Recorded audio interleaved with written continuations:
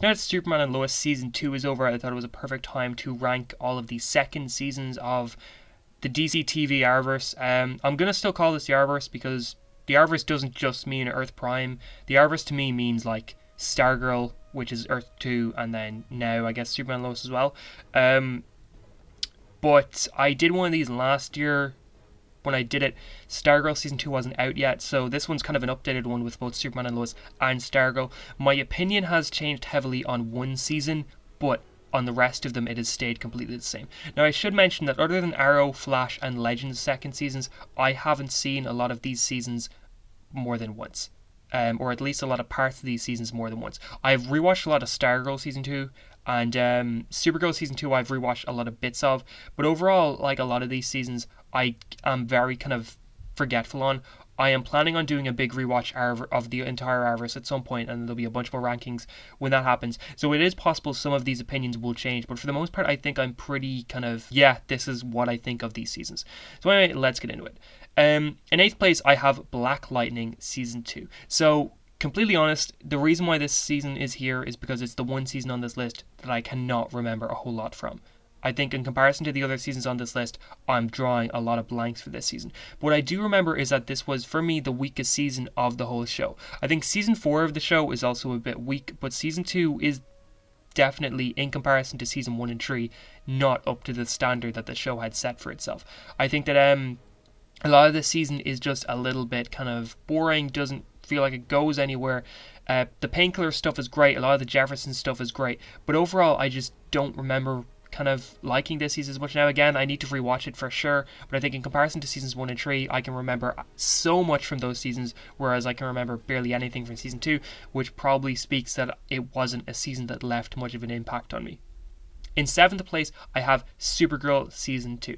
Now, I've always kind of liked this season more than most people. I think that there's a lot of good in this season. Like, this gives us Tyler Hoechlin's Superman. This kind of really does expand the world of Supergirl. It's also this season that the show moved to the CW. I think that that unfortunately does affect the season negatively.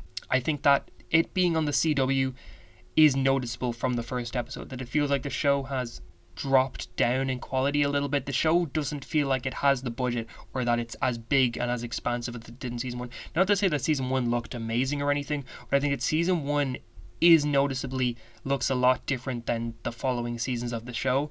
I think that CBS money and the fact that the show was getting like 5 million views compared to barely breaking 1 million on the CW, I think it is noticeable that the show has gone through some serious changes. We also lose Cat Grant this season because of the move to CW. She only appears a few times, but the season does make a lot of changes. Like, Jimmy becomes Guardian, Wynn is a lot different this season, Mon-El joins the show, but overall I think the villains as well aren't great. Like, the Darksmites and Rhea feel like sort of a rehash of Astra and Non in season 1, and overall the season, while it has some good stuff going for it, a lot of it doesn't really land, but as always, Melissa Benoist is great as Supergirl.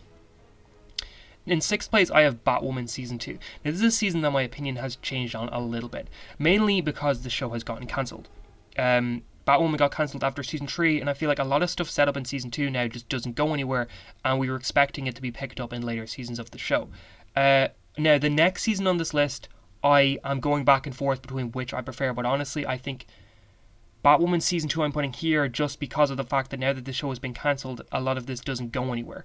The season is just weakened in general by this, but on top of that, I think the first half of the season with Sophia and Ocean and all that sort of stuff feels like a rehash of a lot of what Arrow did in its third season.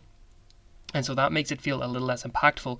But the later stuff in the season with Black Mask and with Alice is still the best we've gotten from the show. I think season 3 is a much more consistent season, but the Black Mask, Alice, even bringing back Kate Kane and stuff, and Ryan Wilder and all that, is the best and the highest point of the show. I think that that's really, really, really good. I think the writing of this season as well is actually surprisingly much improved from season 1. Now my problem is that the whole Wallace Day Kate Kane thing, it felt like we were really setting up to go somewhere and really do some interesting stuff with Kate and Ryan together, and then Kate Kane just drops off the face of the show, and now that the show has been cancelled, she never returns. In 5th place, I have Superman and Lois Season 2. This is by far the most conflicting season on the list for me, and I promise that I'm not including the fact that it's been taking off of Earth Prime into how I feel about this season.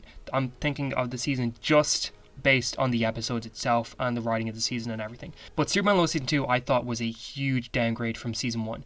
But even though it was a huge step down, I still think it deserves to be placed higher than Batwoman, Supergirl and Black Lightning. I think that while I was extremely disappointed in this season, it still overall looks better and sounds better and has more interesting characters than anything from Batwoman, Supergirl, or Black Lightning second seasons. The thing is, though, is that Ali is such an underwhelming villain. I would actually go as far to say that out of all the main villains of all the seasons on this list, Ali is the weakest. I think she was a terrible choice for the main villain. And I think the season also makes some questionable choices, true, but I think that the season still has a lot of high points. Like Tomrorow, for example, is much improved this season. John Henry Irons and Natalie are great in this season. Jordan is great in this season. We get some great Clark stuff. They do some really interesting things with Bizarro Clark and the Bizarro world in general. I just was, unfortunately, quite disappointed in the direction they took a lot of this season. In fourth place is Stargirl Season 2. And now from this point on, I absolutely love every season on this list.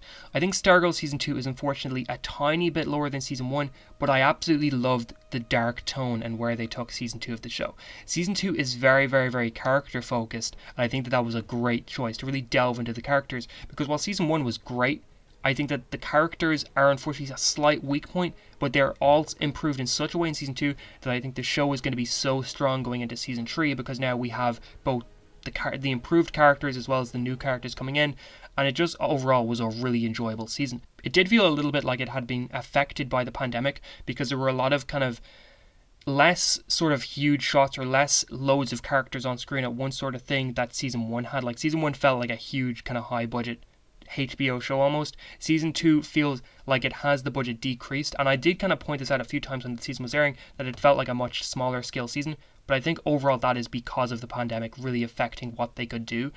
So I'm really excited to see what they can do in Season 3, since a lot of those restrictions have been eased. Not all of them, obviously, but I think that we're going to have a much bigger season than Season 2.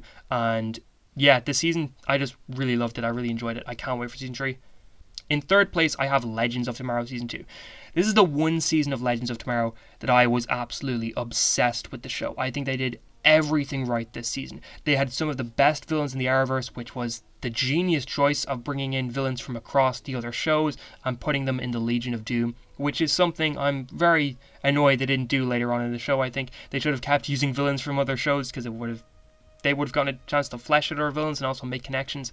But this season really did just take everything from Season 1 and make it so much better. This was the season that was not too goofy, but also not too serious. It was a perfect blend of both, because I think the later seasons of the show unfortunately get a little bit too goofy, a little bit too wacky, do things a little bit too loose. They don't really listen to their own rules. I know that has worked for a lot of people. For me, though, this is the perfect version of Legends of Tomorrow, where they aren't too goofy, but they also aren't too serious. It's just right. And I know that a lot of people prefer Season 3 to this season, but this was for me the absolute perfect point of Legends of Tomorrow. They did everything right this season for me. In second place is Flash Season 2, and this is to me the most important season of the Arrowverse, since it has introduced the multiverse. But not only that, this also has the scariest villain in the Arrowverse with Zoom, and I actually prefer Zoom to Reverse Flash, and I think that the fact that Reverse Flash has been reused over and over and over again makes this season a little bit better for me, because Zoom is only really used once, and he is so good this season. Everything about this season is dark in tone and is serious and is really well done. All the characters are improved from Season 1. For me, they took everything they learned in Season 1 and they just made it better in this season, kind of similar to Legends of Tomorrow. But I absolutely love this season. I think it has some of the best episodes in the Arrowverse, some of the best villains in the Arrowverse, some of the best points in the Arrowverse, and Harry was a great introduction to the show. And overall, I just love this season. In first place, I have Arrow Season 2, which is my favourite season of the Arrowverse and my favourite season of DC TV. Arrow this year was absolutely perfect, an A+ show.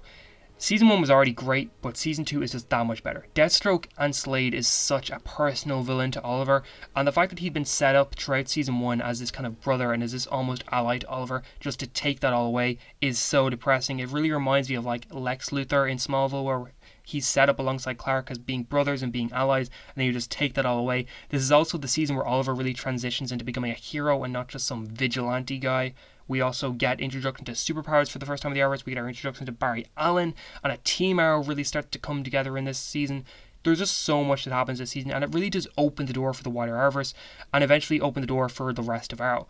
It's so good, I love it, and this is one of the seasons that I like to rewatch all the time. But that's how I feel about all of the second seasons in the Arrowverse and of DC TV in general. How do you feel about these seasons? Remember, it's just my opinion, so I'm sure a lot of people feel differently, and that's okay. But I'm hoping to have 1k subscribers this year, which would be awesome if you could help out there and subscribe to the channel if you're not already. But if you enjoyed this video, please like, share, subscribe, and all of that, and I hope you have a great day.